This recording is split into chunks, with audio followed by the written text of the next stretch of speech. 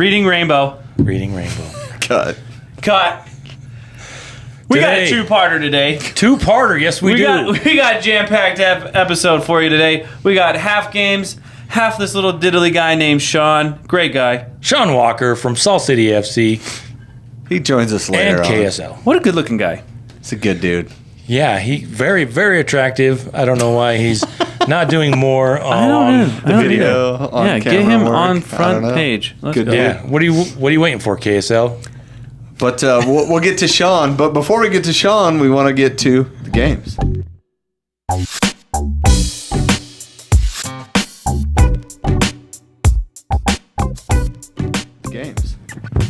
Let's go. We had two games to talk about. The first one, RSL went to Diego Charaland, and they defeated the Diego Charas. Portland Timbers 1-0. Set up over there. You got it all ready. Are you comfortable? Comfortable. All right. Yeah. Don't mind us. Don't mind us trying to do a podcast. Yeah, right there. And then they come home, and in a similar score, 1-0, they lose to FC Cincinnati. Make sure you get that FC in the front. It's not on the back. Yeah, thanks for coming. That was a good podcast, guys. We hit it all in just those 3 minutes, and well done. Oh, yeah, since we just started, I'm your host, Brad Goebel, joined by Brennan and Tyler. So And this is the Random Fan Podcast. Yeah, Good stuff. I think this is the freestyle episode. Freaking what? I love it. So, Back when I was beatboxing. Stop it. Okay, so let's talk about these two games here. One little shift that I saw happen after the Dynamo, I think it was in the post game. They were talking about their passes, the angle of their passes. Trying to find different ways to be a little bit more dynamic. The Portland game was kind of this shift that we saw, where they're running the 4-2-2-2, which is incredibly unique for MLS. You don't really see that too often. 2-2-2, and the twos were in, and then the twos were out, and then the twos were in again. Yeah, it was nice. Yeah, interesting. And you do the hokey pokey. But you have to really give it to RSL. Their passing was just a different level than we've seen all season. It was like turf passing. It was turf passing, but it was also so many like change of the field, balls through the center, possession through the center was really nice. Pivoting out, a lot of like that old school diamond passing for a sec, give and goes. They were far more dynamic in both these games. Like, you really got to give it up to the coaching staff and what the whole team has really hunkered down and done. Especially without Emeka Anelli doing the full 90 in that pivot position. Pablo Ruiz was doing really, really well for for what we're expecting of him. I was telling you at the when we were watching Cincinnati, I still feel like he needs to just be heavier on the ball. He needs to possess it better, because he's a little too light-footed once he gets the ball. Yeah, and that's what worried me about this game too, is because Caliscan tucked in at the other pivot. Yes. And I was worried that those two pivot-wise were going to have some... my biggest worry was they would be boys among men. Because on the other side, you've got the veteran Diego Chara, and then you had Avila. And that dude's pretty good, but they kind of outplayed him. And Chara looked a little old. And I was like, good for you guys. Way to go. Caliscan played well. Again, surprising me. I don't know why I'm surprised. He keeps playing well. And then Bodie Hidalgo went to right back and did a job as right back, as a secondary right back. He did his job. His job, and I was very happy about that. There were a couple times when I was like, oh, what is he doing? What is he doing? And he was pushing him to the middle, which, as a right back, you want to push him to the middle, but you want to make sure somebody's there to take him to, so you can go back to being right back. But, I mean, I guess he did a sufficient job. There were a couple shots where I was like, if that guy was on his game, that would have been on frame, and that could have been trouble. But it all turned out well in the end. Yeah, I was really, really surprised and pleased with Hidalgo. Trying to cut him some slack. I know I've been hard on him. He hasn't had a great season. He's got sent to the bench by Caliscan. And I've thought a lot about Caliscan, probably way too much, more than I should. But wait, so how do you do that Wake when up you in the go to morning lay down and- on your Cabral pillow? Like how does Caliscan get in your mind Well, when I you go to have- sleep? He talks about distribution. You know? I have two. I have two giant. Oh, your hugging throw pillow. Yeah, hugging your- pillows that we all get in there nice and snugly. But, but I think we've talked a lot about Cabral really solidifying the defense. Get in there and snuggle. Wow, if you're not watching on video, guys, you really need to see that on video. Check us out on YouTube. Next time you guys say coochie coo. I think Caliscan. I think he's the reason the defense has kind of turned around. Well, I think is a big. we were big talking about reason. this. Well, I think it's the fact that Caliscan has shown more than one game that he's able to make stops.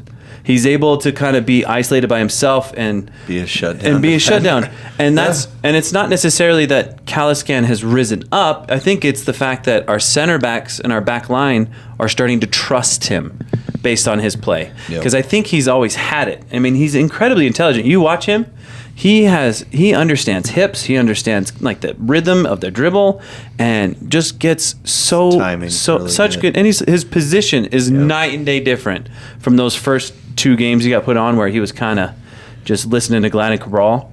It kind of reminds me of a couple of right backs we had years ago. Mm-hmm. Yeah, Brooks Lennon, Oh yeah, that right? guy's- Where he would get and then he ended up being a freaking Aaron Herrera too. Kind of got turned around at right back for a little bit and then became a right back. Yeah. I saw some highlights today to see Aaron Herrera get that second yellow in his no. game. He just kind of shoot. came in, swiped the leg late in the game, and then just kind of like headed for the Sweep the leg, Johnny. for way. the locker room, and he stopped and Torrey gave him a second yellow, and he just kind of waved on the way out. But Yeah. You see, Orozco gave up a penalty. Orozco, Oh, yeah, St. that Louis. was really bad. that's why we let him go, St. guys. Louis, yeah. He's no center back. Yeah, Sorry, yeah, St. Louis. Yeah, he was just a red card machine. Absolutely. We knew it was coming. Although St. Louis did just sign him. Oh, they did. Yeah, they Yeah. just signed him. Signed a full that's good for contract. him, Good for man. him, yeah. Yeah. Yep. Yeah, hopefully job. he's He's in a talented kid. great space. So we had a couple of players that were out of position or kind of out of position. Caliscan and Hidalgo, they both played well. And then Junka slid outside, and he's played a lot of that outside. I like him better outside. And then Vera tucked inside on defense. Yeah, you throw those in. I like the fact we've got 2 left backs. I don't know if they like it so much because you want to play every minute of every game as a professional athlete. But just a little bit of how they're so dynamically different, just a little bit, And between it seems Caliscan, like they all get along well Or- as a unit, like Brennan was saying, right? Catranis, and Junkwood. They just bring Yeah. different things to the game. And it's so nice for RSL to have that. Well, when you think about it, Junka is a little bit quicker, and he likes to send the ball farther back in the field. Do you know what I mean? Catranis likes to receive the ball farther up in the midfield and get it in the upper third and then make a play. And so it's kind of nice to throw off that back line because Junka really can change the field and get Gozo isolated a couple of times. And it's really nice because that likes makes to it hit- very hard for the teams we're playing. Yeah, he likes to pass to the forward. Yeah, and Yeah. it's super nice because honestly, Catranis puts in a lot of miles. Like you see him track back and a bunch of trekking, and to have Junka come in and he can fill into that center back on the left side position if Vera gets hurt, and then he can go out to the outside. It really allows us to start thinking about forward up on the field rather than worrying about, oh crap, who's going to be defending and blah blah blah. Yeah. It's crazy because I think also Cabral has kind of started this. With Cabral starting this season, it's kind of been like, boom, solid, perfect, glad, solid, boom. Solid. Glad has been And then- solid. And then the other pieces we were unsure of. I mean, Catranis was solid as well, but last year he was getting really gassed. And so now it kind of it was just like this domino effect of just like solid. And now we're just going to get this amazing number 9 and we're just going to be unstoppable. You know what I mean? Well, and one of the things I loved about this game, the Portland game, was the amount of possession we had. We ended up with 56.2 percent possession. We outshot them. We outshot on goaled them. We total passed it 548 times to their 390. So we dominated the ball, and our passing accuracy was 88.3. And that wasn't just kicking it between Vera and Glad. You know what I mean? Yeah. We were going for it. We were getting aggressive with it. They came at us at multiple times and had a lot of crosses into the box, which we hadn't been great at defending. But in this game, we did a pretty dang good job of controlling that. Although our expected goals was only 0.8 and theirs was only 0.9, that keeping those low is kind of what our team will thrive in. Mm-hmm. Keeping low expected goals, not giving up a lot of amazing chances. And then fouls were pretty even, 10-9. We still ended up with 4 yellows and their 1 yellow, which Diego Chara probably deserved 3 yellows. I don't know. Just judging by his, beautiful smile. Well, if you take both of these games into account, the refereeing on it, it feels like they're allowing more physicality in a negative space. Like, they're allowing chippy things to get other players aggravated, and they're allowing it to play on.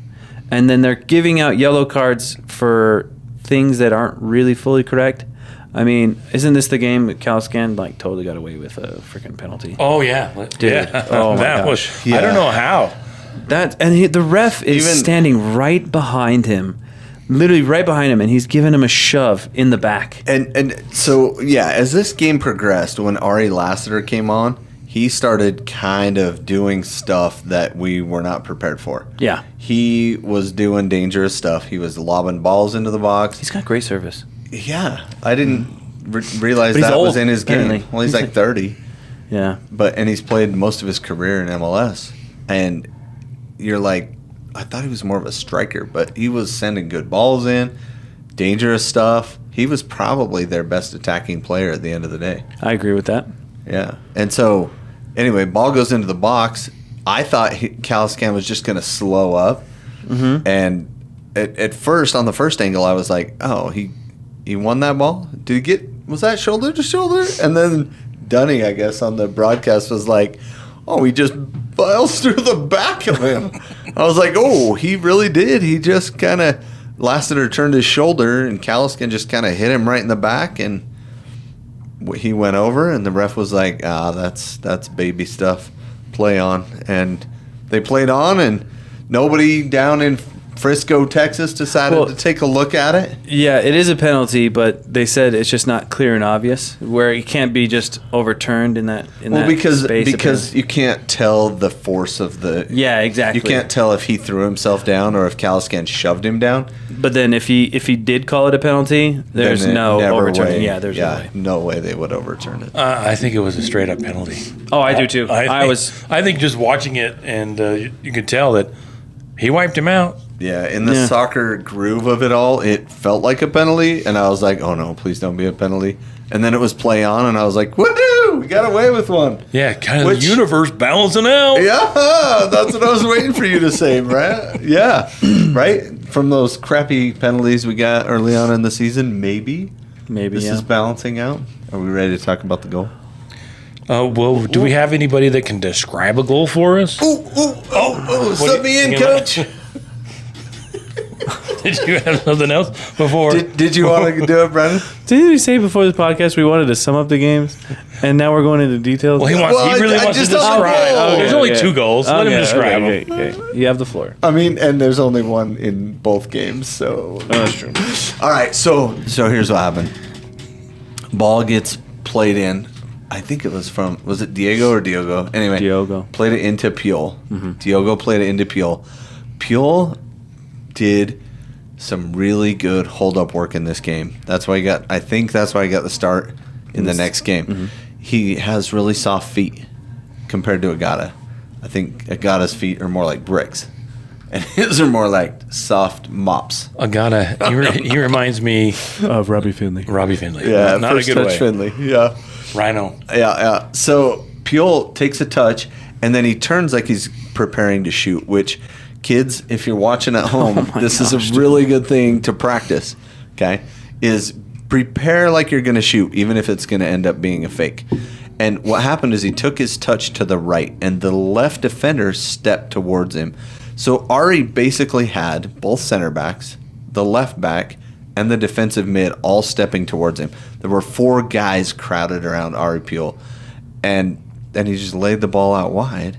And honestly, he laid it through. Yeah. So that it was at a weird angle for the guys to try to track back and get to.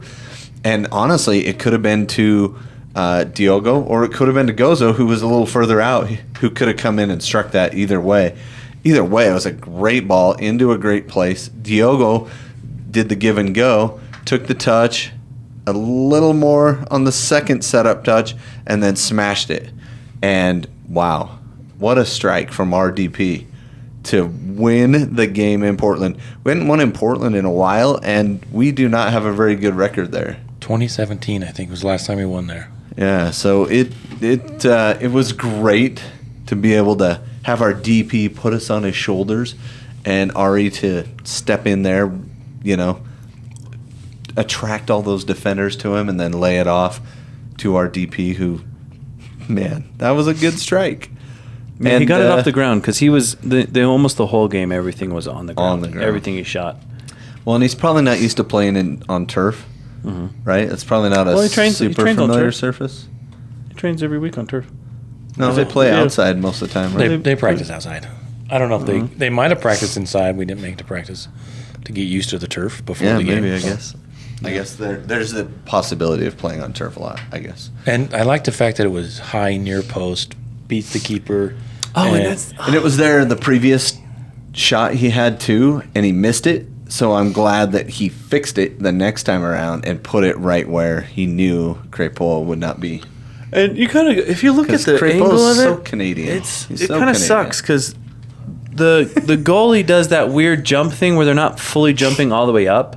Like they're just like, oh crap, and they just elevate and get off the ground and try to reach for it. Yeah. Instead of actually just jumping, and I always hate that. But also, Portland is in between 2 keepers right now. Yeah. They were kind of like in our situation with the McMath and Beavers a couple of seasons back. Yep. And that's got to suck for them, but that's kudos to us.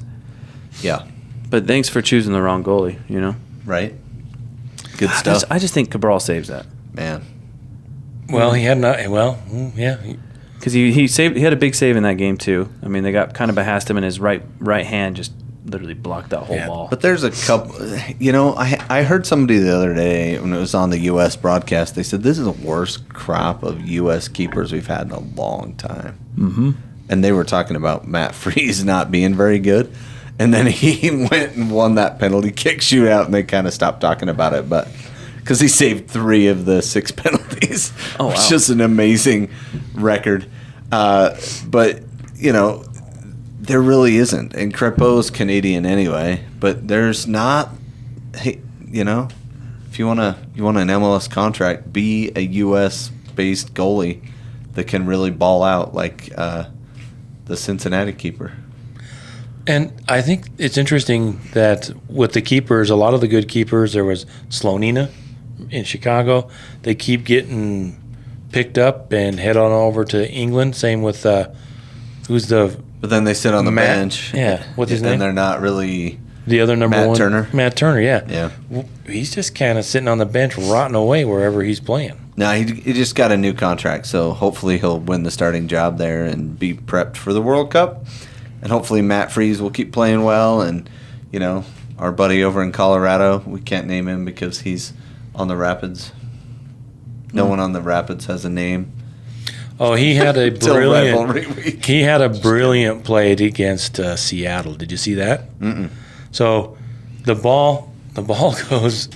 He races out to the right corner, right by the corner, right near the corner, and then he's beating the Seattle guy, and so he clears it back to the middle of the field. Oh boy!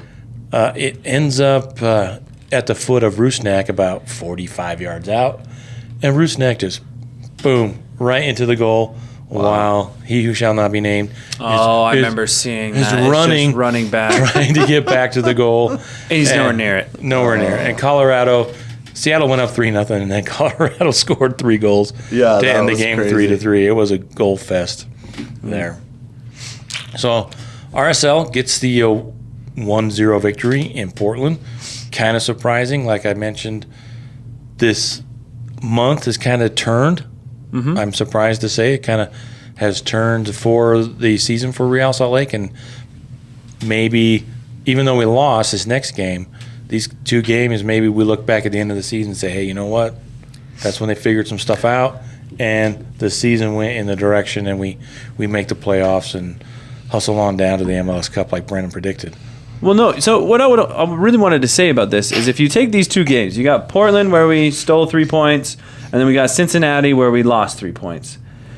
We actually played at a higher level and were just far more effective against Cincinnati. And they're a much bigger team. Like, it is an incredible improvement from just Portland to freaking Cincinnati. Piol, like his hold-up play like you were mentioning before, that is something brand new that the coaching staff came up with like 2 weeks ago. And he's absorbed that so well, and it worked so well, especially up that left side. Katranis was able to do a lot, and also I loved how mean he was. Like, he threw a ball at that dude. That was fantastic. I love how angry he gets, dude, because he's just like, don't do dumb things or else I'm gonna get mad at you, and it's all well deserved, and I appreciate it. Yeah. But I have to say, like, my one negative for this last game, this Cincinnati game, has got to be Diego Luna. Yeah. Like, I'm like, it's not a good thing to say, and but I felt like watching him, his ego caused us a lot of bad decisions. Keeping the ball far too long, not giving and going. I mean, Diogo was open quite a bit. Gozo was open quite a bit. Every time he got in the top of the box, he kind of played with it a little too much. And instead of sending it back, because he went to the left side, he tried to dribble it around. He got dispossessed 3 or 4 times when he could have done a back run and like sent the ball in. And even when he did his bicycle kick, Johnny Russell was open back post. Yeah, and that was an unnecessary one. Oh, yeah, that was a terrible decision. And it was a weak bike kick. And I don't want to... Diego Luna is the best player on the team. No. He's fantastic. But I think this one game... In attacking mode. His ego got to him. I didn't like it. I think so. I don't disagree. I think Diego, maybe I had too high of expectations for him when he returned from the U.S. men's national team, where he's expected to be a playmaker. Yeah. And I expect to see him be a playmaker, and I think he's in between 2 minds of, I need to score the goals because nobody else can score, whereas I need to set people up so we can score some more goals. Which played into what happened in Portland, where Diego Luna kind of made a run down the left, and they scored without him. Mm-hmm. Right? Yeah. Piol held it up, give it right back to our DP, who scored. So, I mean, I don't know that they're not playing well together, because there were a lot of chances in the Cincinnati game. The stats on that one, though, really similar to the stats in Portland. We had 56.3% of the possession. We had 17 shots. They had 15. 7 shots on goal. A lot of them were blocked, though. Our passing, 554. Passing accuracy was 89%. Very, very similar. So we still dominated. Our expected goals were at 1, and their expected goals were only 0.7, but we still didn't score. So. Yeah, and I know it wasn't just Diego. No. Everybody was making the wrong Diogo choice. Did that too, right? Diogo had just as many, and I was really disappointed. Random topo. Diogo had the biggest chance to score. He was off by maybe a foot. He put himself in some pretty clever places. Correct. And the backing of Ruiz in this game was really, really imperative, because he was crossing 2-3 lines, sending the ball straight through the middle. Yeah. And getting to Piol, and his vision was on a different level this game. But he still gave up the ball a couple times, though. That's what still worries me with him. And there were a couple times when I was like, and also, so when we did make that sub late in the game, I was like, I think that was needed. We were talking about it. Cincinnati is really, really good. Yes. And watching them, it really reminded me of the San Diego game, where San Diego, they were on another level when it comes to recognition, and passing. Like, they didn't mess around. They just turned. Counter, yeah. They just turned, and they had some line-breaking passes that were just like, holy cow, where their back line, their backs were cutting through the RSL midfield, hitting their front line, and they were off to the races. That was really impressive. RSL got better as the game went. Yes. I think, like in the second we half, adapted to Junka. it, yeah. Oh, Junka Had some fine passes, and I think in the second half, Cincinnati was better in the first than they were in the second.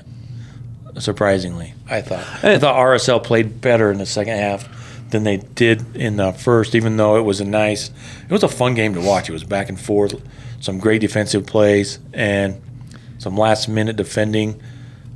Some nice toe pokes out there. We're talking about Caliscan, who's very good at watching those players and not getting set up. So, And dude, that guy that played center mid for them, 27? Brian Onunga, number Anunga? 27. Yeah, he was all over. He was a big bad man, And he was part of the grief. He was part of the chippiness. Like, Yeah. I was so surprised. I thought why? we were. I mean, he's a big dude, yeah, right? What he's listed at 5'11", 180, but in soccer, that's a big dude. I was surprised at how chippy the Cincinnati game was and how chippy the Portland game Corey wasn't. Baird. Yeah, absolutely. Yeah, Corey Baird went sliding in, got a yellow card pretty early on. Oh, well deserved. That was an obvious Yeah. yellow. Oh my gosh. Right? I was like, Lunchbox. ooh. And then everybody started yelling at him. We I hate wish you, that. Corey Baird. Yeah, I wish my nickname for him would take off. Lunchbox. What is it for again? Remember, he just looks like that little kid, that annoying little kid that shows up with his little metal lunchbox, and yeah. he's just annoying. Because he's got that baby face. Yeah, and honestly, Cincinnati was not good until they took him off. Yeah, Like- Baird. Yeah. Oh, he did have. He had a.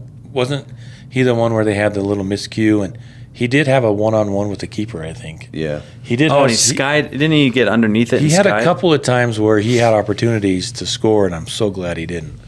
He's not one of my favorite. I'm sure he's a great guy. But he's just not one of my favorite former RSL players. And he didn't really leave on awesome terms. No. You know, he kind of thought he was making it, and then kind of He won the Rookie of the Year, and then it looked like it went to his head, and he got some U.S. men's national team call-ups, and then he never got back. no, didn't get back to that. But Anyway. Cincinnati does have a player I absolutely love, and I would have loved to have seen him on RSL this season, Really? Kai Kamara. Dude, yeah, oh Kai. man. Yeah, he came on in the 63rd. They made that switch, and it's the classic. I hate that this worked. It's the classic. You're coming to altitude. Put in your rough and tumble players to run the first 62 minutes of the game, and then bring on Orejano, who's a DP level player, Yedlin, who's a former national team player, and Kai Kamara, who is the leading scorer all time in MLS. You sub those three in the 63rd minute, and the game changes. And it did. It changed not really for the better with those guys, and I don't think Agata did himself any favors there, coming in for Pule in the 62nd minute. I thought the team calmed down a little bit with Anelli on the ball for Ruiz. Oh, when Anelli came in, though, the offense took off. Yeah. He just immediately turned and went forward, and there was some great play. It lasted about 15 minutes, maybe. Well, and then I think it lasted. When did he sub in? 60 seconds. Yeah, I think it went to about 10 minutes, and then I think Cincinnati kind of figured it out, and it kind of slowed down. But he was a spark coming in.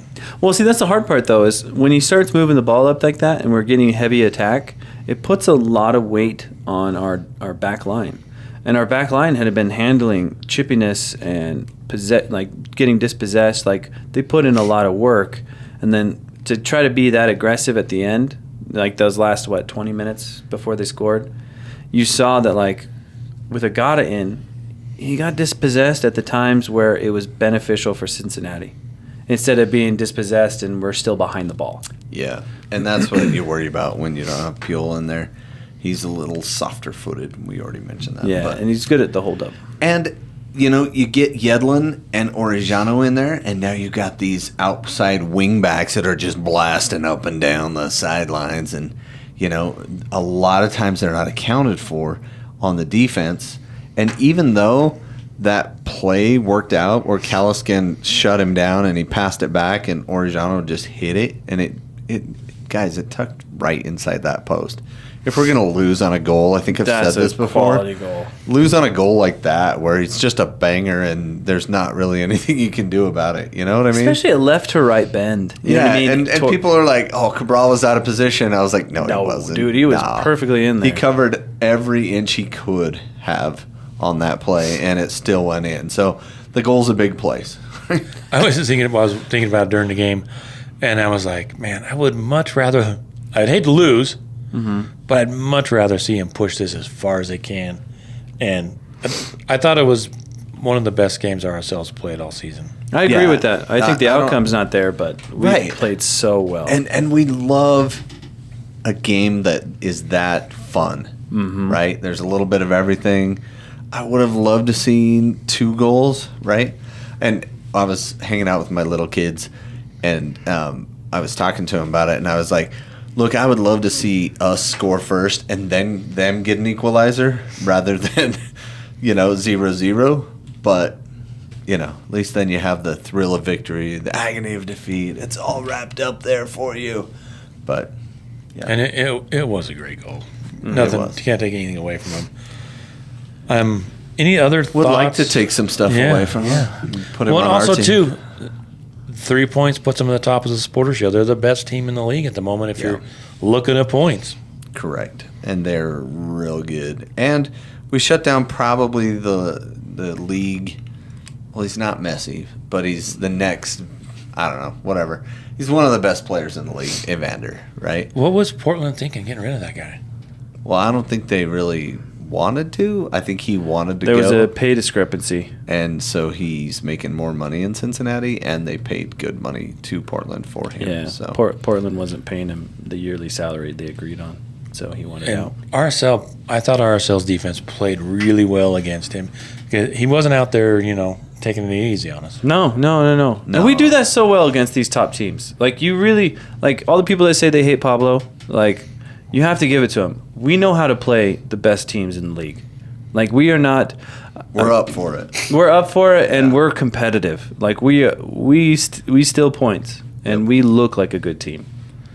The problem is that historically, even under other teams, but sometimes with Pablo, they tend to play down to the competition, and that hasn't happened yet. That's the flip side. That's the flip side of good teams. Good teams don't play down to the competition. Dude, I could do a whole episode on how great Pablo is. Okay, well, maybe but I'm way too tired tonight. That's okay. Yeah, we're probably too tired. And I could go on and on about Cabral, and because he's hug, you snuggle.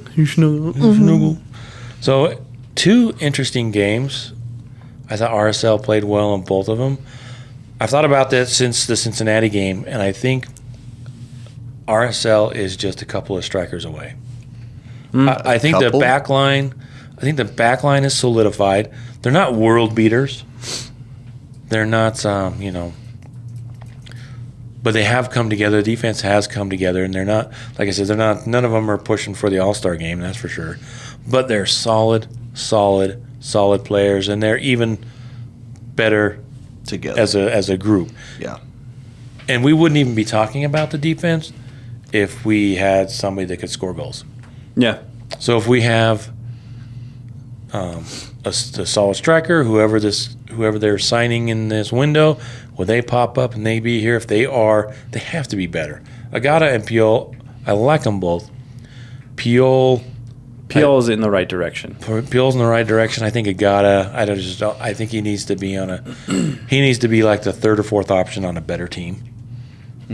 I don't know that he's a guy that is going to take you anywhere at the moment. I mean, he scored a lot of goals at home for Kansas City, but he needs to be that guy that comes in to switch up a game, wreck up a game. I just don't know that he's the guy that's going to carry you. And if we do, I think we do need more than one. Whether that's a straight up number 9 and maybe another winger, supposedly somebody that gets in there. If we had 2 people that could score goals on top of Diogo and Diego, however long Diego's going to be here. Gozo. You got to give it to Gozo, yeah. Absolutely, Gozo. I think there's, and maybe Mark Chuk will figure it out. I think there is some good things there, but I don't think we'd be talking about the defense. I mean, I would love to see him improve. That doesn't mean they shouldn't. We could use a third center back. Yeah. Somebody to push both.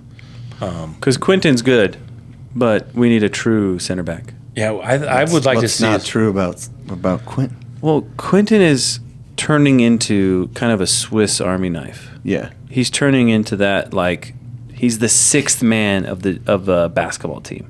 Do you know what I mean? Yeah, he's the backup to Glad, who's kind of on our field team, the Iron Man. I'm thinking for the center back, 28, 29-year-old guy that's going to give you 3 or 4 years. And you've got Henry and you've got Farnsworth, who started against the Monarchs, and you've got Quinton, those young guys. We don't have another guy that's in that. And Vera was like, he's only like 24, 25, somewhere in there. Just another solid center back that you can count on. And then they're a great example for the young guys coming up. I think that's what I think. Well, you also got to think, too, I mean, the pivot situation. We're getting, because Palacios on loan. We don't know if he's going to come back because we're giving up for another international spot. But you have Ojeda that had yellow card accumulation. You got Pablo Ruiz that, we don't know if he's actually played really well. He has. Especially the last 3 or 4 games where we've went on a winning streak. So give me this. Would you rather have No. Ojeda and Anelli? Yes. Yeah, exactly. So it's like, Emeka Anelli's not a full 100% yet, but then also there's a chance he's going to be out for the U.S. because he's so great. Then you got, Ojeda that can get into yellow card because the pivots get a lot of action. Yeah. They're going to get a lot of yellows. I feel like we need to have another pivot or somebody that can do the pivot but also be aggressive at the same time to back up a 10 or something like that. Interesting. But that's me. There's just a few spots, but I think Definitely striker, though. definitely striker. Striker I think is number 1 and 1A, in my opinion. 2 strikers this season, and then you work on building out the rest in the off season. Sure. But 2 strikers might be what it takes to get them over the hump there and get a playoff spot, which I think would be pretty amazing. And then from there, who knows? Yeah, I'm good with 1 striker, but a real good one. Real good. Gotta be real good.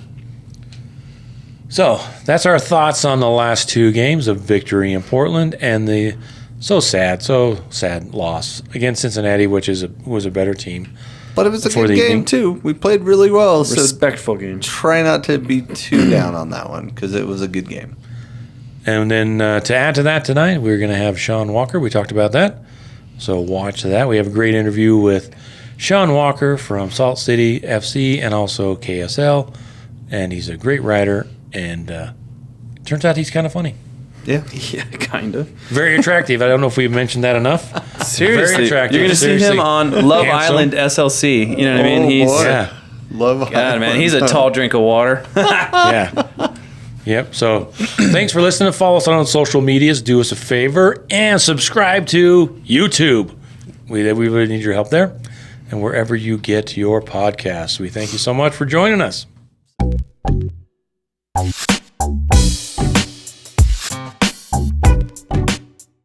Special guest, Sean Walker from Salt City FC, which is a great newsletter and podcast and all kinds of other things. Right, Sean? Sean, you're a writer too, right? I try to pretend I'm a writer, but I dabble a little bit in podcasting like you guys do. We do some videos every now and then. I just barely did one of a highlight video, that was fun. I'm definitely not like a Nick Tyler Gibbons or anything like that, but yeah, we dabble with some stuff. We dabble. Nice. Well, how did you start? Like, where did this kind of all come from? What's Sean's origin story? Oh, my origin story. Well, so in soccer room. Oh, sorry. Of course, soccer. Soccer. Yeah.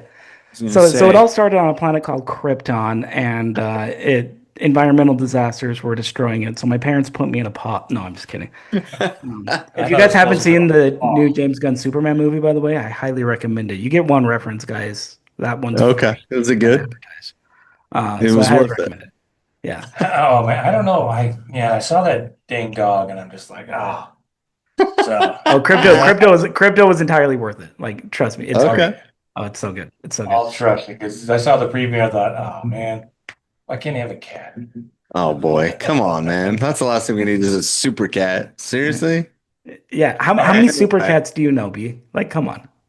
We need one. Let's start one. DC, Marvel, first Oh, one. Oh, Marvel has one. Marvel's got a cat. Took Make it stop. Scarlett Johansson. Sean, go ahead. Took that guy's dog. It's a flirkin, dude. That's a flirkin. Oh yeah, that's right. congratulations. We're less than 5 minutes into this pod, and I've already successfully derailed it for you guys.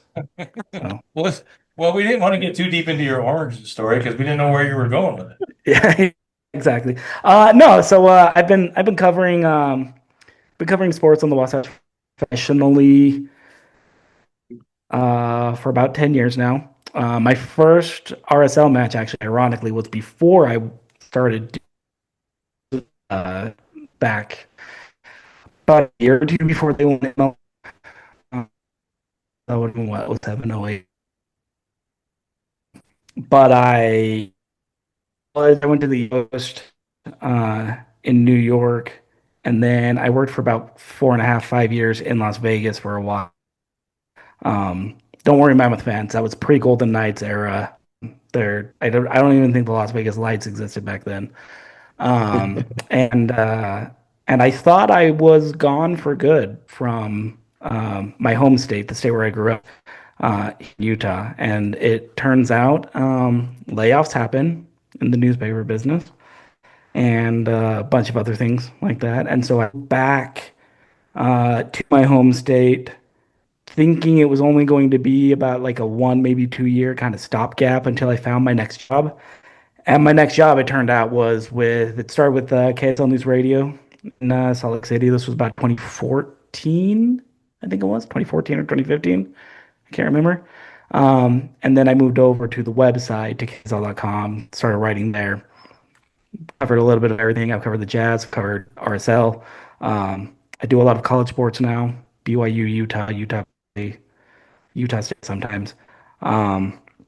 So I do a little bit of everything over there as a writer professionally. And then RSL has been in my blood since about 07, 08, somewhere in there. And it never like fully left me. And so I just started doing little things on the hashtag internet, posting little memes and quick highlight hits and mostly stealing other people's content at first. Kind of Sounds grow a little bit of like a grassroots platform to try to promote soccer in the state of Utah, and that includes RSL, that includes Utah Royals, Monarchs, college soccer, grassroots club soccer around here.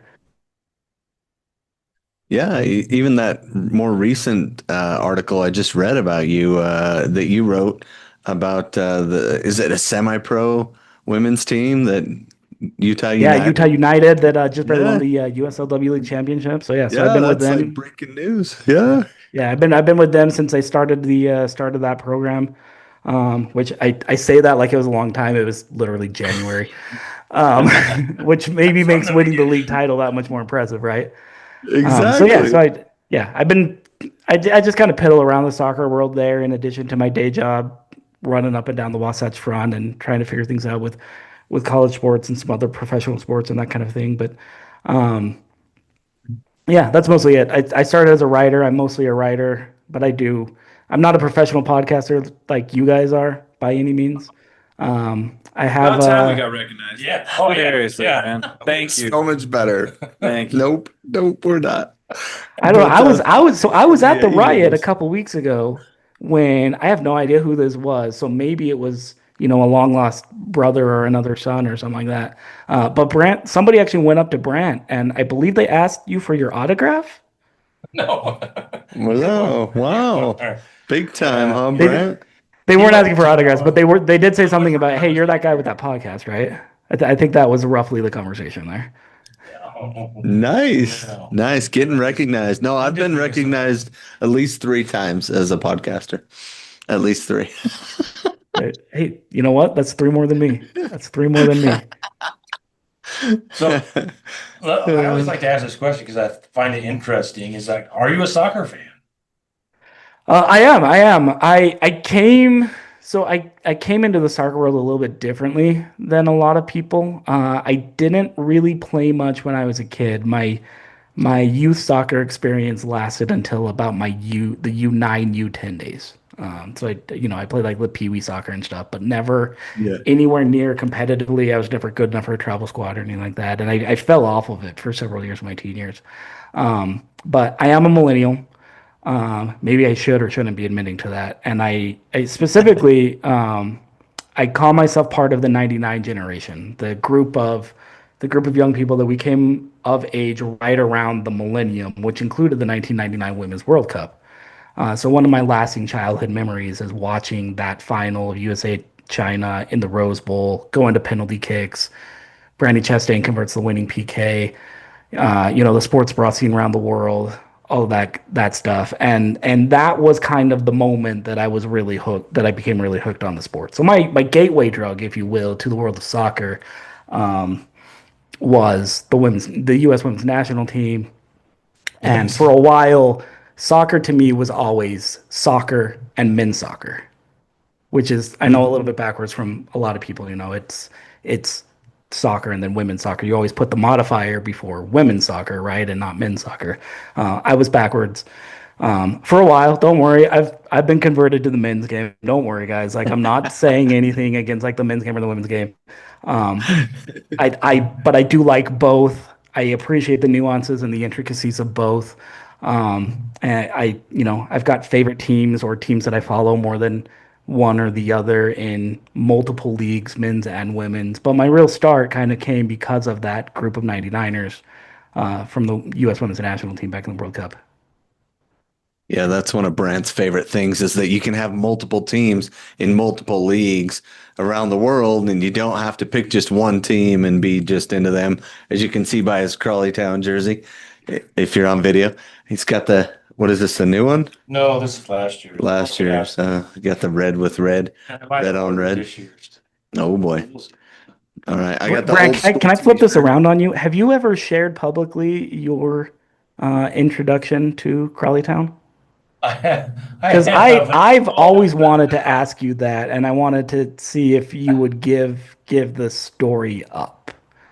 You Yeah, passed on it well, one day at one of the games a couple weeks back, and I've just been very interested to know ever Dude, since then. you can watch probably 75% of our podcasts. Dude, 75%. If we interview anybody, it'll come up and be like, well, this is actually how I became a fan. Probably, well, Sean's visiting my Sean's real sister. journalist. He's asking the questions. Yeah, sorry. Go ahead. Go ahead. It's great. I'm going to just drink my drink. Drink my let's do drink. an in-depth. Dude, in depth. We got so much It's- time. We don't need to know Sean. No, no, I'll tell you. I love the story because Just briefly. Go ahead, just okay, briefly. I'll do it quickly. Thank 2016, we went on a family vacation. We had everybody there except for somebody who came a little later. I had to work. He had to work. He thought he had to work. Turns out, not so much. Huh? Yeah, the owner ended up not showing up, so that was great. Yeah. So we pick a game. I don't have a Premier League team. Brennan is Man U. My younger son Sam is Arsenal. Arsenal, like Tyler. So That's and my okay. wife's Tom. Yeah. But anyway, so we didn't have we looked at trying to go to a Premier League game, just like $1,000, right, to get in for the family. Without, you know what? I want a legitimate EFL experience. So we picked like the closest club around us, and it just happened to be Crawley. They're in League Two, so still in the EFL. So we go to the game. I told my wife, I said, because I tried to have a Premier League, tried to pick one, but I'm a convert to soccer, and I just could not find one. I tried to pick one like Norwich or Burnley or Barnsley or one of the clubs that went up and then they just turned around, went down, just never hooked. And then so we go to Crawley, and I tell my wife, whoever wins this game is going to be my club. I'm going to watch them go all the way to the championship. And who'd they play? They played Luton Town. Luton Town, who actually made it to the Premier League. That's the Yeah. team. Wow. Immediately after. The story's so great. But at halftime, I'm like, I don't care. Crawley Town's my club. It's 5,000 seat stadium. It's just a glorious little um, blue collar. Reminds me of Magna. Crawley has to be like the Magna of ink. The mining town. Yeah, just very blue the collar. blue collar. So yeah, but we ended up winning 2-0, and then they did beat Luton Town, who then progressed up to the Premier League and is now back in League One. Oh yeah, they got demoted twice in a row. And Yeah. They get promoted the same year though. Like the same year you watched, they got promoted into League One. No, I think they waited. It was the next year. Oh yeah, and they just skyrocketed up. So yeah, so I actually, and my daughter lives in Cheltenham, and so we've been over there several times to go see them and get to some Crawley Town games. So yeah, and it's a really small club. It's very reminiscent of Real Salt Lake. Like I'm friends with, well, he doesn't know that we're best friends, but we are best friends with the guy that calls the games, and Yeah, he's been on the podcast a couple times. I've met just some great people. They're real friendly. Like every time I go over there, they've comped us tickets and stuff. So just a fun little club, and they did get promoted.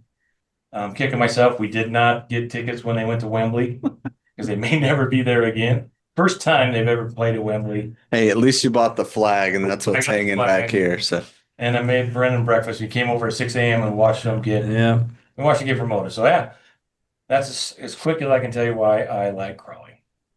I actually really like that story because one of the things that I tried to evangelize around the I call it just a brand. That's all it really is, Salt City FC, because it's kind of gone back and forth between, do I want to write? Is it a podcast? It's more on social media now. So the thing I've tried to evangelize is hashtag support Utah soccer and support local soccer.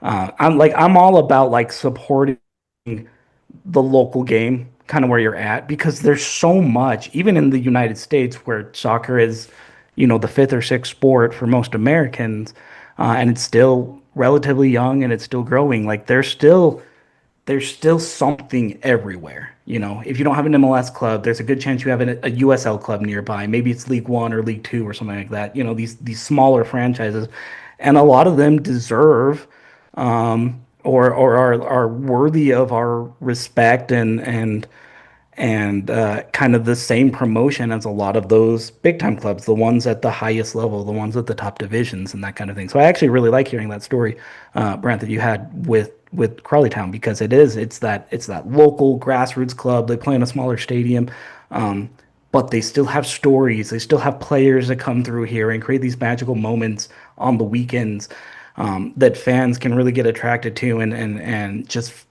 they still represent these communities, which I think is something that's really cool about the beautiful game, right? It's just how it represents the communities, the villages, the hamlets, the cities, the states where they reside in a lot of ways. And it's, that I think sometimes you can lose a little bit of that with like the Manchester Uniteds, the Real Madrids, even like the Spartak Moscows of the world. And I'm not calling any of you guys out for, being fans of bigger clubs. I'm not calling out any of those fans or those teams, but they get to be so big sometimes that they lose a little bit of that like community feel to them, or they can.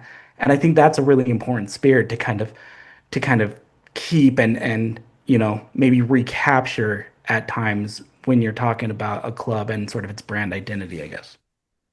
Crawley Town ended up, since we're talking about Crawley Town. Dude, come on, short version. He said short I'm just version. saying. Sean, who's your favorite player, man? Oh, wait a second. This is breaking news. So there was a tie to Utah with Crawley Town because their chairman and one of the owners was Preston Johnson, who went to BYU and the University of Utah. So they had American owners. He's since stepped down this week and no longer involved. So there was a Utah tie, and also smaller clubs. Crawley Town just signed another USL player from Orange County SC. yeah, But anyway, in other breaking news, Brent, that's how Brent and I met. Brent was the head of West United, and I started a competition club out on the west side, and we kind of started playing nice together because they weren't playing nice before. We became friends and helped coach and promote together. some soccer out on the west side for the youth. So Yeah. I play tennis, and you want to know the story behind me playing tennis since we're just gonna go about doing this. Now, Sean, hi. How you doing, brother? back to Sean. Are you more of an Alcaraz fan or a Yannick fan? See, See, now I could really derail this if you want, because I'm Team Yeah, Carlos Alcaraz I here. can go. I can go down a big rabbit hole. But anyways, Yeah. Shawnee boy. We won't derail anything more there. I promise. That'll be the last tennis comment that I make. Thank you. Appreciate it. I should have worn a different shirt. So who is your teams? Because you said you have multiple teams. Who under the radar do you like? Yeah. So I have a hard time fanning anymore really these days. Like I support my alma mater from college, and so I follow all things Syracuse. And that's kind of my college club. And when it comes to men's and women's soccer and lacrosse in particular, that's kind of my main thing. So I follow my alma mater a decent amount. When I was getting into the Premier League, they had this young American goalkeeper that they just barely signed. So I was naturally navigating towards Yanks abroad, and so it's really because of Tim Howard that I call myself an Everton fan, or was an Everton supporter at one point. I don't know. I'm not a very good fan, I'll fully admit, like I'm a terrible fan. I'll call myself out for it, but I followed the Basque teams over in La Liga a decent amount, mostly Real Sociedad. Um, that was kind of my sort of launching point, I guess, internationally, and then just a couple of Nice. other teams here and there. Basque For the most part, region. yeah. Didn't see that coming. Nice. Banya Euskarez, Pishkabat, Hardy Nice. I learned a little bit of Basque when I was in college, so that was kind of my introduction there. I've never really had an American soccer team. I don't know. Maybe you guys can like help me choose one because I've never really felt like I could fan out over Real Salt Lake, even though Utah is my home state. I like the Ooh, people why around is the club that? and the organization and everything like that, but I've never really had like an MLS team, for that matter, just because of work and media obligations, and sometimes that makes watching games really difficult for a while. Sort of the same thing with the USL, um, and some of the lower divisions as well. Um, I think, but yeah, like I mean, I don't know. Maybe you guys can kind of project something on me if you see like this is kind of the type of person that you are. Maybe you would be a good fan of XMLS team because I'm totally open to a lot of those Yeah. suggestions. I really am. Like, Before before we had a team, I was a Colorado Rapids fan and a Columbus Crew fan because I figured I had to have an Eastern Conference team too and that's not just yeah. take the home team. But then Real Salt Lake came and I kind of dropped that. But Columbus is a fun team to watch. They play very attractive soccer. And if you're not a Messi fan, that's, if you just like good soccer, because, Messi, right? Hard to beat that, but Ronaldo does really well though. not in So, MLS. So. who do you think is better, Ronaldo or Messi? I'll plead the fifth on that one. I don't want to Oh, start any like internet wars. Like, come on now. They're two different types of players. Like, I hate this debate, the Messi versus Ronaldo debate. I don't like it because like Messi. So Leo Messi, as far as I'm concerned, is the second greatest player of all time, um, behind well, obviously Pele, right? And so but like I can't always say it's Messi over Ronaldo necessarily because there are just some things athletically that Cristiano Ronaldo does that I don't think anybody in the modern era of world football can really compete with. Like he really might be That's the best athlete, all around athlete in the game. It's incredible, and to look like him at his age, by the way, he does not have a face for radio like me. Um, He's a unless good unless looking we're talking about man. his bust or his statue. But that's another thing I won't derail any longer. Um, It happens but to yeah, so like Dwayne that's Wade. like Happens that's to just anybody. that's such a tough debate for me because I'm like the skill and the precision and the shot making of Messi, like you can't argue with that. But at the same time, there's this overall speed and athleticism of Ronaldo that I'm like, if we could take both and put them together, well, actually, if we did that, we'd probably have another Pele. So I'm like, maybe that's probably the real answer right there, right? May forever rest in peace. Nice. And then if you're looking for a team, did you see Boise? They're big into the Basque culture up there. They have the That's Basque true. Center.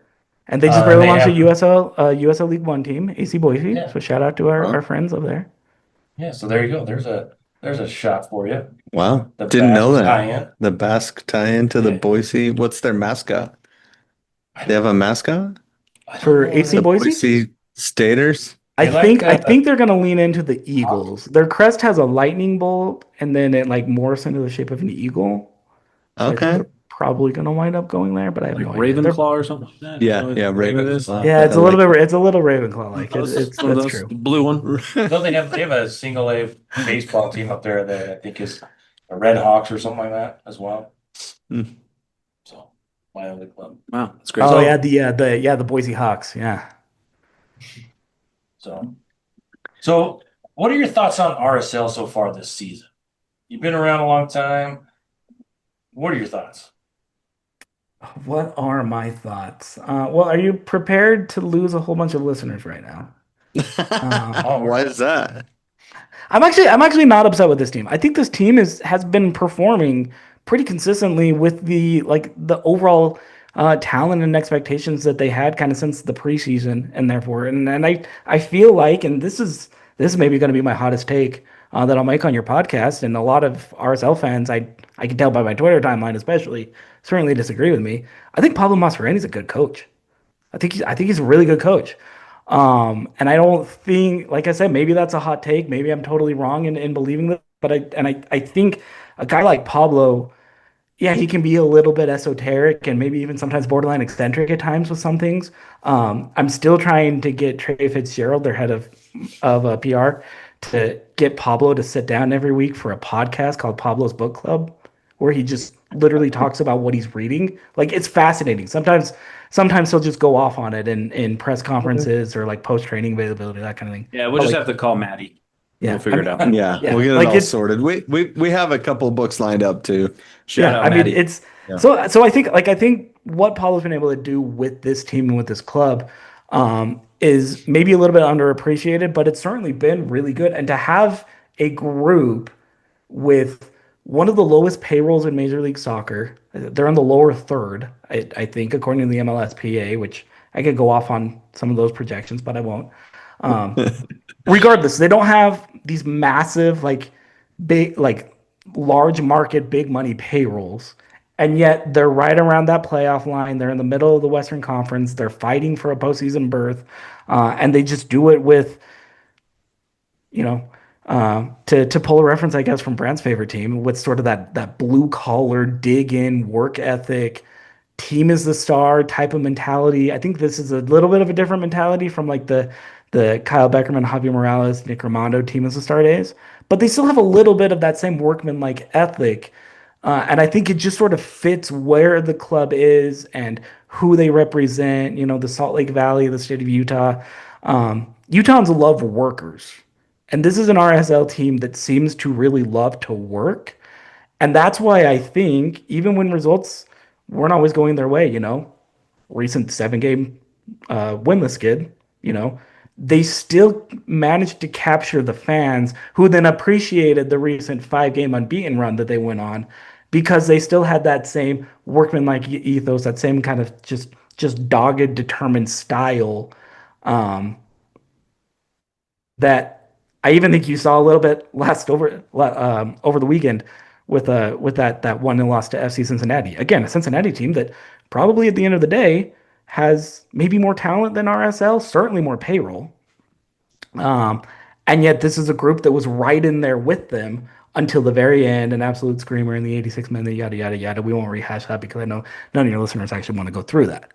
But I feel like this RSL team has done a really good job of sort of just keeping its own brand and keeping the brand of who they represent to the point where like I'm actually not as down on this Salt Lake side as what it feels like there is a lot of kind of that perception from certain corners of the internet, which I definitely need to That guy, avoid. like that guy right no. there. I mean, this guy is a Fair. Pablo one-man hater. Like That's just true.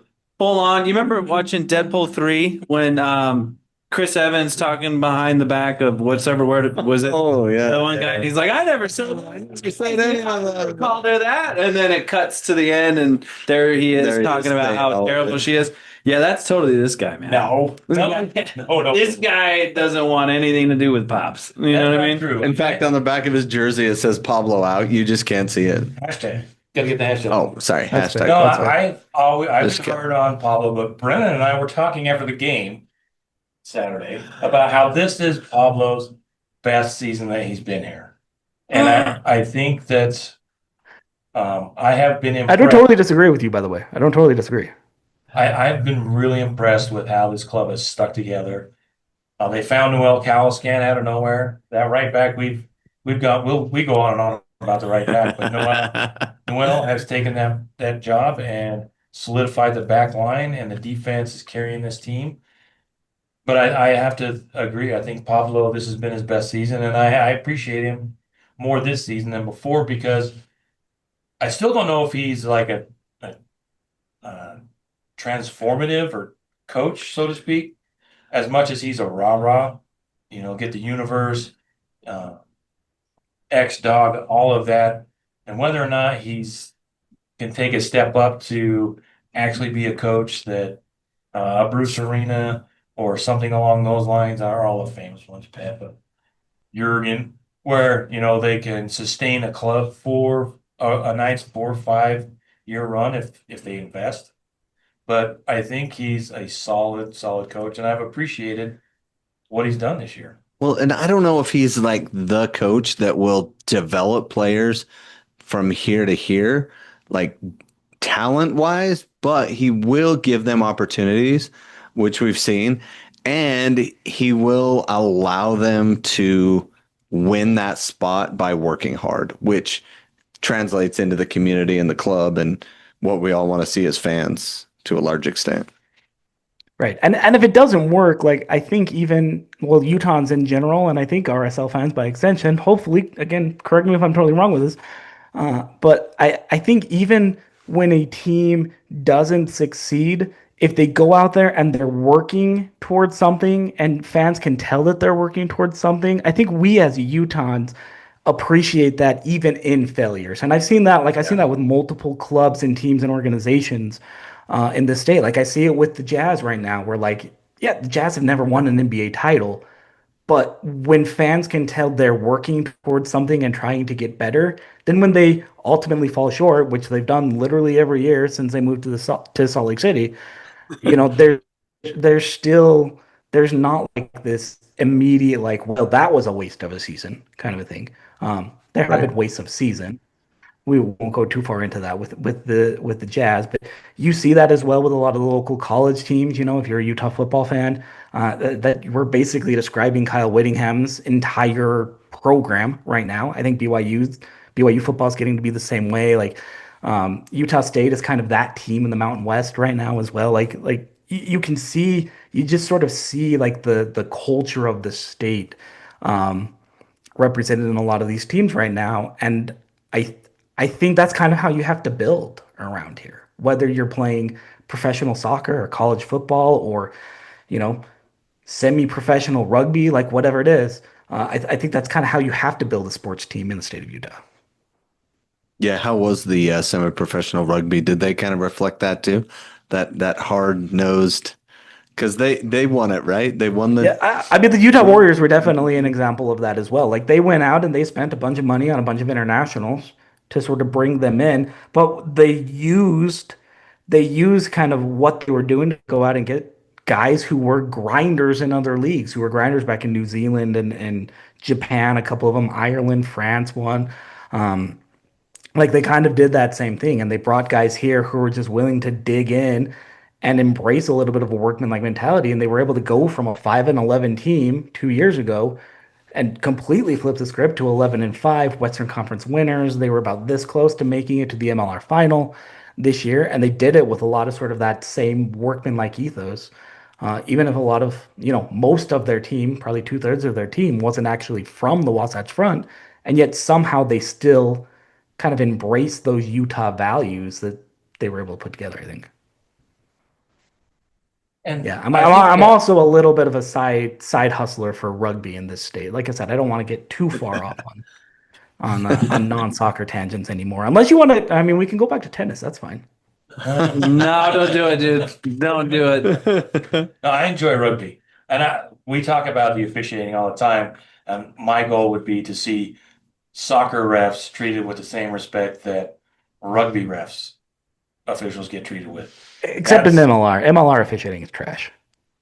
We No, can't it actually doesn't- find me for saying that, so I'll say that here. And this, I feel like this is a safe space. MLR officiating is not good. Oh, it's a safe space for anything, man. You can swear, you can cuss, you can do whatever you want, man. Well, it's not that it can be crappy reffing, but you should show them respect. That's the part I like. They're not going to get all the calls right, but there's a lot more respect for officials in rugby than there is in soccer and a lot of other sports. Yeah, I would agree with that. And I mean, I guess while we're on the topic of officiating, I think it's the official often makes themselves, his or herself, a really easy target in a lot of sports that I think is kind of unfair for most fans, because the reality is like the referee in any sport is only there to regulate rules as they see them. And that doesn't mean they're going to see everything, and that doesn't mean they're going to always be right on everything, but they can only call what they see. And I don't know if, I mean, to your point, I don't know if that's, we expect perfection out of them a lot of times, but we also don't give them the leeway to try to be perfect either. So yeah, I could go I just on like and to on make about up officiating. stories about what the ref is thinking and then run with that, like, oh, here's what they were thinking, and I have no idea at all. That's part of what I like to do, just project random stories upon the refs. So We did start this to on talk my about radio refs. show, actually earlier today on my radio show, this was totally non-soccer related. We were talking with a college basketball referee, and he brought this up, and I totally agree with him that I think what would be really good for officiating for fans, to kind of mend sort of some of the fences between fans and referees in any sport, is if we could humanize them a little more.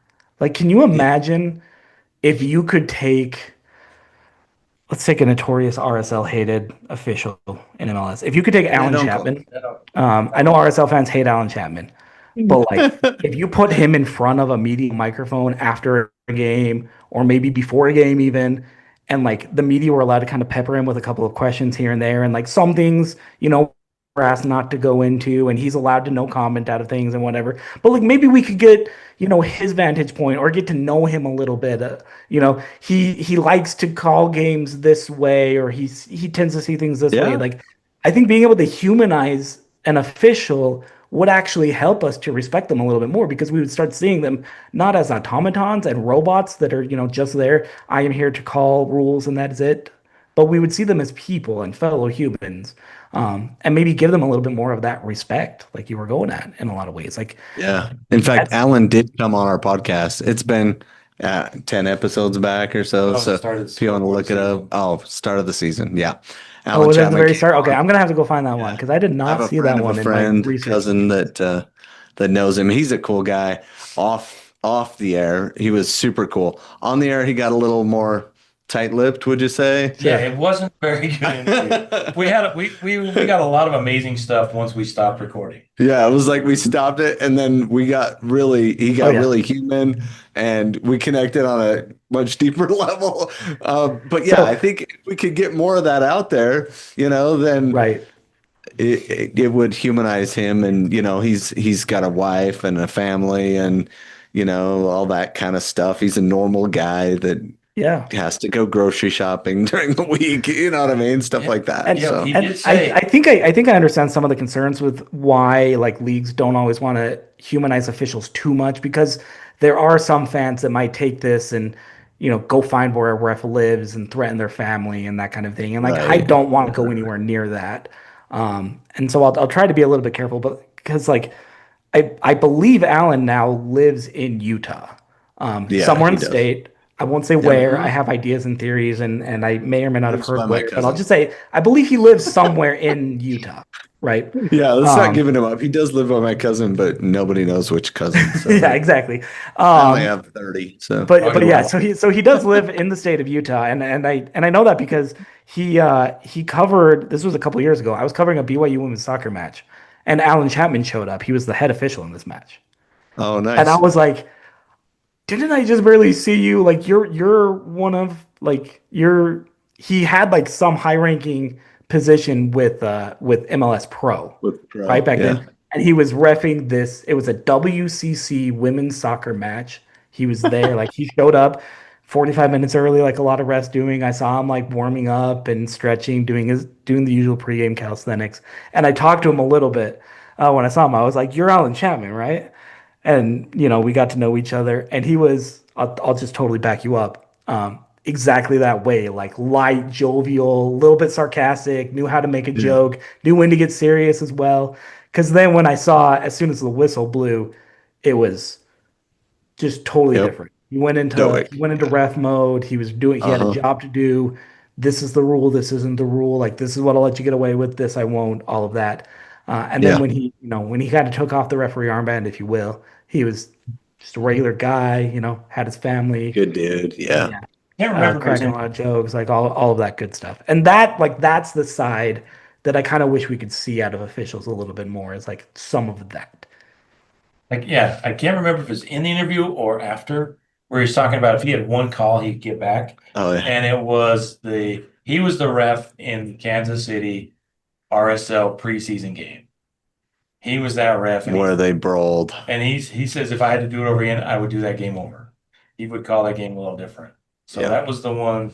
I can't remember if that was in the podcast or not, but he shared it with us. But yeah. So one last question, Sean. We appreciate you taking the time, and this has been awesome. Hope to have you on again. You got Oh, that. this has been great. Hopefully, I haven't bored your listeners yet. Sometimes No, I tend to drone fascinating. on and on. So if you, No, if you no, lose so- any subscribers, it's my fault. Blame me, not these guys. They're the pros here, not me. So my last question is: you're in charge of Real Salt Lake. What do you do to get them into the playoffs and uh, winning the MLS Cup this year or next year? All right, because Brendan picked him to win it this year. You still got hope. Still got a good chance. Yeah, you know what? Hey, they're only. I mean, No? as of right now, they're only 1 point outside of the playoffs. Like, And they play the team right in front of them. They You should- gotta give it to them. These last 3 games are showing what they're capable of, and they're not Yeah. even at full strength. You know what I mean? yeah, Like absolutely. they're Absolutely. they're- And I think that's actually kind of the biggest point, is like, this is a club that kind of needs to keep doing what it's doing in a lot of ways, because I think for the most part it's working. And I do feel like this was a good offseason for them. I know it's really easy to see all of the departures, the Andres Gomez, the Chicho Arangos, all of them. And what RSL lost. Sorry, I'm getting all my teams confused because I covered too many of them. What Utah lost, what the Jazz lost. No, hold on, sorry, no. It's easy to see like what RSL lost and what they quote unquote didn't replace or didn't reinvest or that kind of thing. I think there are still holes in this team, but what I don't think they lost was their sense of identity. And you're starting to see that identity really start to sort of cement itself a little bit more. And it's doing so around a couple of legitimate stars. This is Diego Luna's team. And I think this team is going to go as far as Diego Luna will take it. And are there pieces that, there's fortunately a summer transfer window coming up. So I think most of those steps are pretty obvious. This club needs a true number 9, a just, can I say balls to the wall on the show? Sure. Like just a Yep. go for it, run through the wall, center forward, if you will, to kind of take up a lot of that space. They've got guys that are pretty good in there, but during this 5-match unbeaten run, fans started to see a little bit more out of Diogo Gonçalves and sort of what he was capable of. And a lot of what Diogo was doing wasn't in that high target center forward type role. You saw him withdraw a little bit. Like, Diego's a very close off guy, so he's never told me this, but I think you can see that he really likes playing with somebody in front of him. Right now, it's been William Agada or Xavier Gozo, who have both, I think, been very good. But can you imagine like a multi-million-dollar type striker, somebody who is capable of scoring double-digit goals in a high-level league in Europe, playing in front of Diogo with Diego Luna coming off, and whoever you need on the right, whether it's Dominic Marchuk or Lockie Brook or anybody on that right side. really. Like, if you had that kind of a setup, I think this team could do some serious damage in MLS. Right now, they're starting to do some damage, and I think they're doing as much damage as they can with the personnel that they have. That if you just give them a couple more tweaks, you really don't need to upgrade that many positions right now. A little bit more center back depth would probably be kind of nice if you really wanted to go there. But like I feel like goalkeeping has gotten immensely better with Rafa Cabral in back. Rafa's been an absolute revelation. You've got one of the most, maybe the most. I'll even say it if you want a hot take. I'll call him the most underrated uh, pivot midfielder in the league in Emeka and Nelly. MLS is just barely starting to catch on right there with him. You know, you have other midfield pieces that are starting to come together as well. I mentioned obviously Diego. He's gonna be a star. Appreciate him now while you can, RSL fans. I don't think he's here for much longer. I really don't. But yeah, so like if you just fill in a couple of roles, then target number 9 striker being one of them. I think this is a team that really can compete with some of the best in MLS. Like, are they going to go and win the league right away? I don't know, but I don't think they're as far off as maybe some pessimistic fans think they are. Well said, man. Sounds good. Mhm. Oh, any last questions for me? Yeah, thanks for your hot takes, man. Thanks for coming on. We really appreciate And they it. weren't very hot though. I mean, it wasn't too spicy. You know, You next want- time I know you should I go- need to be. I've been told that actually on my radio show a lot that I need to be a little bit spicier. I tend to tone a lot of things down, and I guess I like my sports like I like my politics, which are soft and moderate. I love it. Probably again is another reason why I live in the wrong state of the state of Utah. But I won't go any further down that rabbit hole because nobody wants to hear any political takes. Hey, you and Chicho can go get a massage together, man. You know what I mean? Yeah, we did. We do have a couple plans for that coming up this weekend. What were you guys saying? Yeah. Yeah, we want to. If we could just get the supporter section to, I don't know, what was the 34th and the 69th minute to come up with a happy endings cheer. That would be awesome. Happy endings, Yeah. You know, something like that. something like that. Something that really tells Chicho we kind of hate you now because of what you did and the way you kind of screwed up this team. Because if he were here, there's that target number 9 striker that can just knock balls in and run through walls. You know, That's hard to say. That's he really was- hard to say because he was doing it. we wouldn't be in the position we're in with him. We would still be kind of running that old tactics, and right now we're really jiving. Chicho Arango, I will say this about Chicho. Despite how it ended and everything that was wrong, and I know there's some rumors out there, and I don't want to speak to what's rumor, what's reality, and all of that. Chicho's one of my favorite interviews that I've ever done in the soccer space. He's probably up there top 5 or top 6. It was all in He's a Spanish. lot of fun. Yeah. Unfortunately, it was one of those rare podcasts that I actually did do with him because when he first got to RSL, he was open to doing any and every media, including some random know nothing podcaster who mostly covers college sports professionally, like myself. But he wanted to do them all in Spanish. And I served a church mission in Venezuela, so I still hablo un poquito de español. Ándale. And Yeah. so they agreed to kind of set me up, and we sat down in an office in the RSL training facility, and I was only going to be there for like 10 or 15 minutes, and we ended up going like 45 minutes where we just talked about life and why he wanted to come back to MLS, and he brought up a bit how he hated Mexico.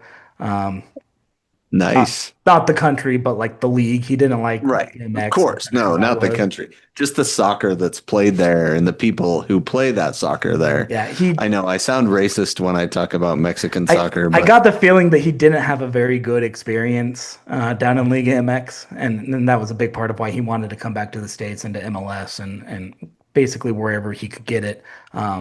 He wanted to stay with LAFC. I think he's been pretty open about that. He wanted to stay with the LAFC. LAFC didn't want to pay him, yada yada. We won't rehash all of that. And so he went into a whole bunch of that stuff, all in Spanish. He was, really comfortable, but he was open and he was honest. And he called me out a couple of times because I said something like probably assuming too much. And he's like, no, that wasn't the case at all, which I also respect when somebody's willing to just come out to some random reporter and just say like, no, that's not true one bit. Like we are wrong in the media. We're wrong at least as often as we're right, probably, right? Like that's why fans tune in. They want to hear the takes, and they want to hear takes that are like every fan will remember your wrong take way more than they'll remember any of your right takes.